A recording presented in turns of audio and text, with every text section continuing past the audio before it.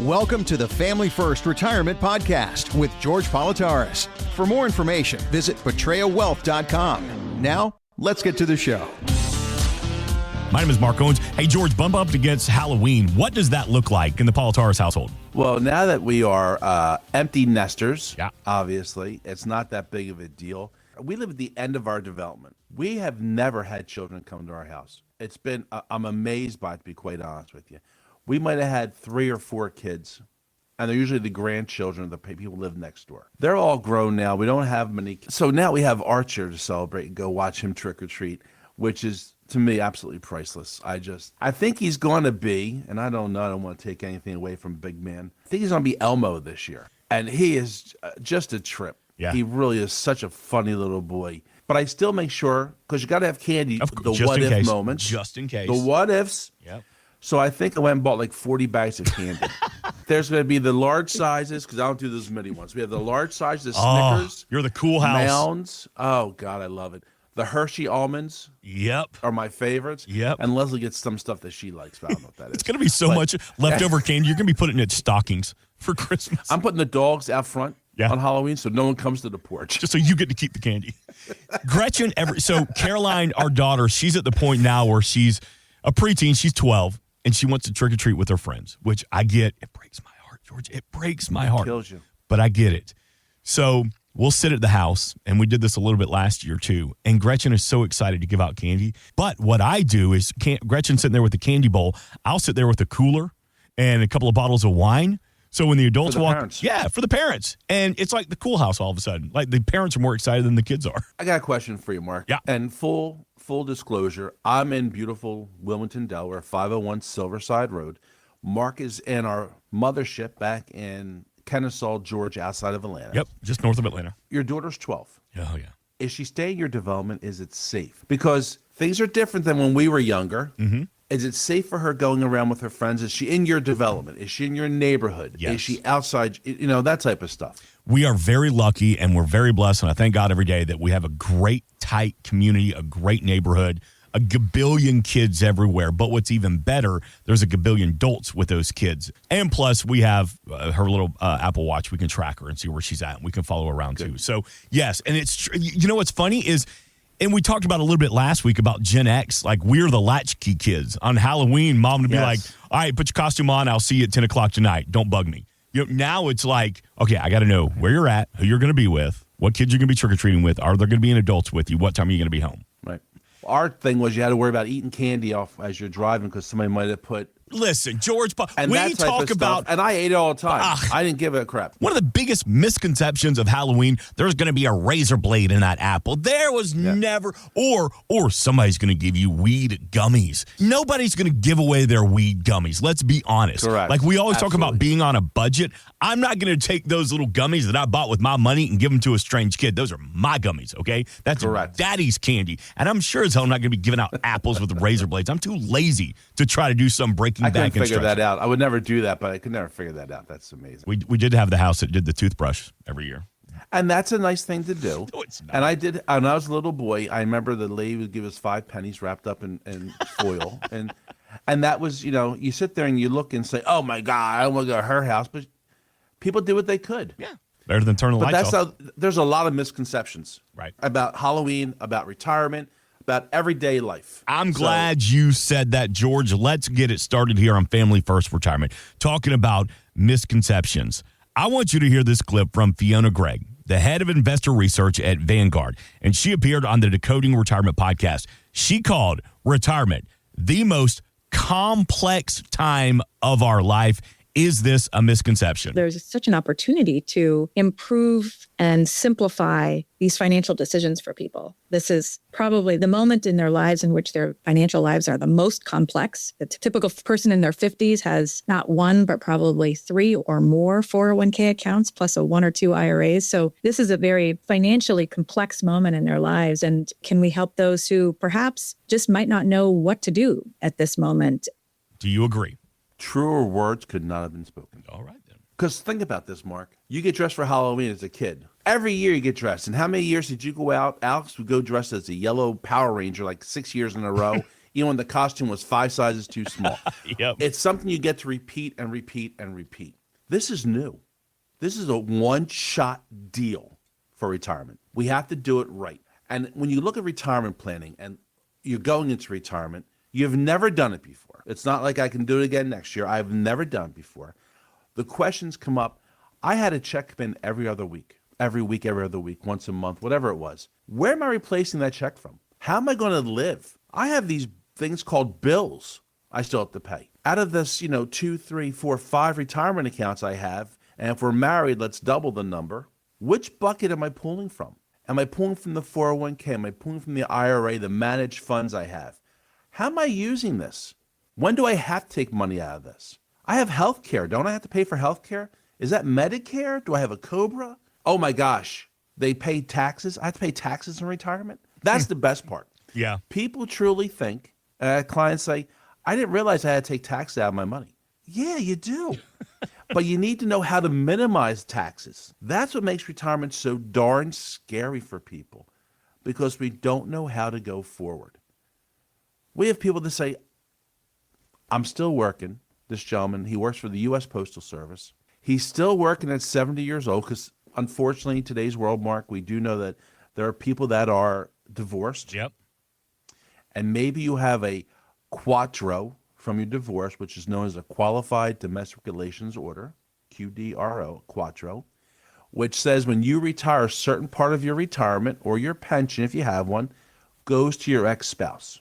This gentleman I'm working with, who we don't argue, but I'm like, you're missing the boat here, my friend, won't retire because he does not want his ex-spouse to get any of his money. These are the things the misconceptions. I personally think rip the Band-Aid off, let's take care of it, close the chapter, let's move on. But we have to look at that, and that's what makes retirement so darn spooky. The misconceptions, the misunderstandings, the water cooler talk that doesn't apply to everybody. But more importantly, the question is, how do I live? How do I go forward? Call us at 302-330-2166, and let me help you put the Family First Retirement Plan to work for you. Let's make sure you understand how that goes, where it's coming from, and make sure, folks, you've worked for 90,000 hours. We have another 30 years in retirement. Why not enjoy it? Peace-free, understanding. And another thing, Mark, we always should talk about is you've managed your 401k while you're working, choosing which funds to put in. One of you is the CEO of this family, and nothing wrong with the other one, but one knows all the passwords. One knows all the allocations. One knows all the income we're taking from where we're getting it from. Yeah. The other person doesn't. And when that leader, that quarterback, so to speak, goes down and is called home, or more importantly, loses the ability to remember because we're getting older, right? Yeah. There's a lot more stuff running around there. You get promoted to a job that you never wanted, being the left tackle, so to speak. You're put in a position where you never wanted this position. Mm-hmm. You're not trained for this position. You don't know the plan for this position. That's what makes it really important to work with someone that knows that information, that has it for you, has a written income plan in place, and we know where we're going to go forward. Call me at 302-330-2166, and let's talk about how we're going to be lining up ourselves for retirement so we don't have the misconceptions, we don't fumble the ball, a lot of football analogies. Let's not fumble the ball, but let's make sure we're working the right place. 302-330-2166. One more misconception for you, George. A lot of people think that I can't retire unless I have $1.5 million saved. I will not have a successful retirement unless I have $3 million in assets. Not so fast. Not so fast. Kill the unicorn. That's going to be our new tagline when we hear that. Kill the unicorn. The unicorn is just that mystical creature that no one's ever seen that we think has to be true. That $1.5 million, that $3 million, that $5 million number is not true for everyone. When we sit down and look at the plan that we put together, the biggest rule people think about is the 4% rule. Let's use an example, Mark. You have all this money put aside, and you're in retirement. Would you pull 10% of your retirement money every year? No. Will you run out of money before you die? Yeah. Yeah, you will. So the rule people look at is the 4% rule. They're going to pull 4% out of their accounts in retirement to fund their retirement. Good rule. Mm-hmm. Which pile are we going to pull from? When the markets are down and we have a correction in the markets and we're losing value, that 4% rule, folks, gets crushed, doesn't do real well. You need something known as diversification. So when the markets are down, you stay flat. You don't lose any money. Worst case scenario, I have a zero instead of a minus 25 or 40% in the market corrections. That's what retirement planning is all about. Having safe money in places you can use it when you need it, and making sure we get to live longer and live our life the way we want to. I truly, Mark, I'm raising my hand. I can't tell you any client I have that said, I want to run out of money, George, before I die. Right. Pretty darn sure none of them want to do that, and we have them lined up so that doesn't occur. Have you had anybody when you put legacy plans together and somebody says, but I do want my last check to bounce? And we do. I get that, and I understand that. I want that last check to bounce. Yeah. Not the check when I'm 70 years old and I have another 15 years to live because I didn't plan to get here. This is about planning. And more importantly, when you're personally, this is a personal thing, and my family members at Betrayal Wealth have pretty much the same mentality. We're a team. George, Mrs. Jones, Mr. Jones. We are a team. I want to make sure when Mr. Jones passes away, Mrs. Jones is still okay.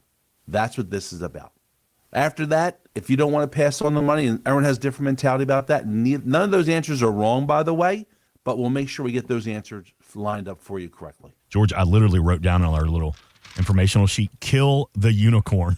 You like that, huh? I do like that. Helping to define and break down some of the misconceptions in retirement. And again, one of those is you have to have at least $2 million.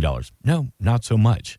So if you have a question about some of these misconceptions that you hear, some of these clickbait articles, sometimes you hear some of these financial quote-unquote talking heads saying, if you want to retire successfully, make sure you invest in blank. Really? Is that going to benefit me or is that going to benefit you? 302-330-2166. There's nothing wrong with asking the questions. It's your money. It's your life's work. And that initial consultation from George and the team, no cost, no obligation. PatriaWealth.com, P-A-T-R-I-A Wealth.com, or 302-330-2166. All right, George, let's open up your iTunes. Let's play some music. I know, George, you're a big music guy. So, best concert you've ever been to? George Strait, Chris Stapleton. Oh, yes. The Link. Amen. A long time ago, when I got a chance to see Kiss, when I was 19 years old in Nassau Coliseum in Long Island. Yes, sir. And probably The Clash in the early 80s at the Spectrum. And I love I have some really great friends now in country music. Chase Matthews is one of my favorite guys. Yep. I love Luke Bryant. I'm a country guy deep down at heart. I also like, folks, I wish I could see him in concert, is Tom McDonald. Who's that? I think you don't know who Tom McDonald is? I don't. What? Give me the genre. He's a little bit different, He's a private label guy, not a label. Country guy, a folk guy, Yep. Americana guy? All right, hold on. Rap, country. Okay, Tom. And, of course, who doesn't like Jelly Roll? Yep. So Tom, by the way, Jelly Roll, like 250 pounds. it looks great. Yeah, dude. Makes me look so – I thought I was small next to him. Now I'm like, Yeah, isn't that the worst? We're like, dang it. Isn't it just terrible? No, like, what the heck? He goes by as a farm, has his own donkey, has a cow. I want a donkey. Right. By the way, did you see Alan Jackson? His very last show, he's going to do it in Nashville in June. Luke Bryan's going to be there. Eric Church is going to be there. Luke Combs is going to be there. Is it too early to buy tickets? Tickets went on sale last week. Probably sold out. Let's go. I got my hotel booked. Can I sleep underneath the bed? We'll get you a cot. Are you at the Omni? No, I had to pay for this one, so I'm going somewhere. And the reason George says that, and he brings up Chase Matthew, is last year we had the opportunity to go to Nashville for CRS, Country Radio Seminar. And yes, we stayed at the Omni. Let me tell you something. I can sleep like a champ when somebody else is paying for it. And absolutely. Speaking of Chase Matthew, you know this guy. In a ridge line, and I drive a Chevy. He ain't got no straight pipe, so baby, can you tell me why's he call you darling? Why's he call you daily? Why you try to act like I'm George Politarhos karaoke right there. Oh, I love it. I absolutely. What a great guy. Yeah, you know, dude. we had a chance to meet him 2 years in a row.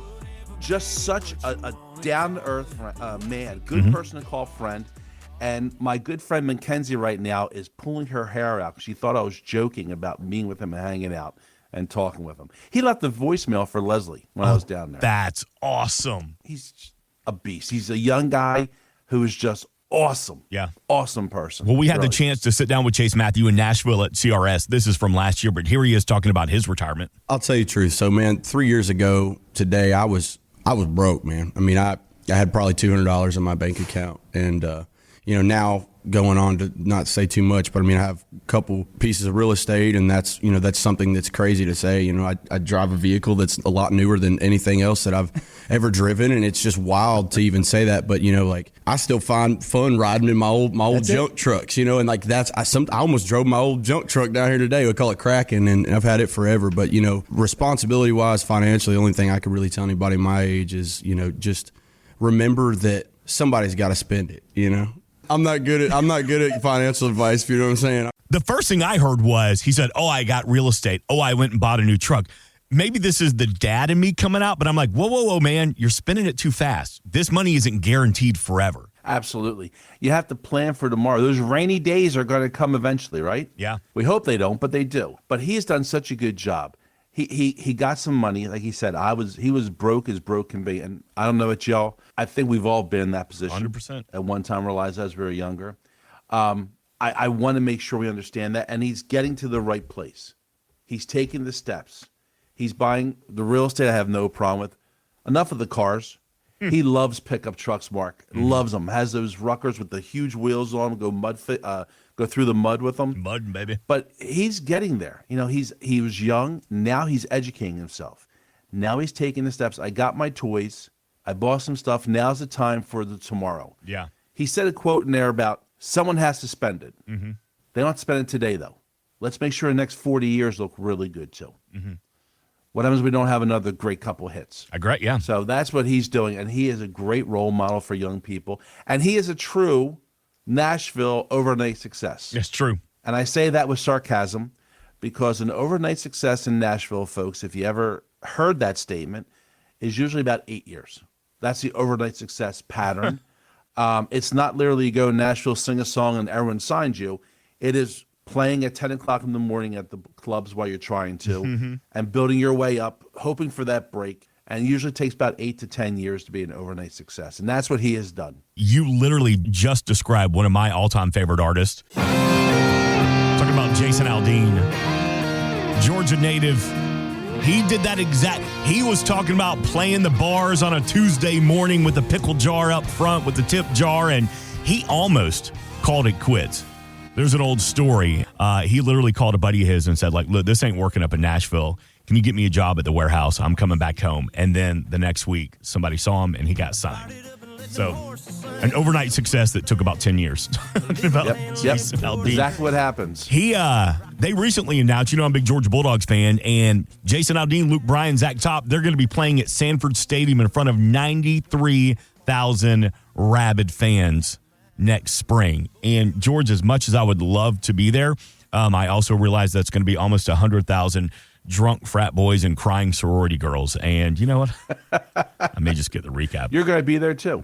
Yeah, right. Can I borrow your credit card? Because I'm not sitting at the top. Again, I'm really good at spending other people's money. I want you to hear this clip. We also had the chance to sit down with Jason Aldean, talk about the importance of having a good schedule. I feel like I've been lucky in a sense of, doing this obviously for a living. You have a lot of opportunities that present themselves. Some are good, some are bad, and I think you have to sort of pick and choose the things that you think are good ideas that are good for your brand and what you do, and kind of focus on those. And it's a lot, and so you just try to, I think a lot of times it becomes about hiring the right people, putting the right people in place to make things thrive. And it's a kind of a team effort. It's really about that, putting together a team that you trust that is going to take your ideas and take them to another level. And we got a great team. The importance of surrounding yourself with people you trust. George Politarhos, that includes you and the team at the Portrayal Wealth Group. It's really important to have people you can trust around you, people that you're comfortable with,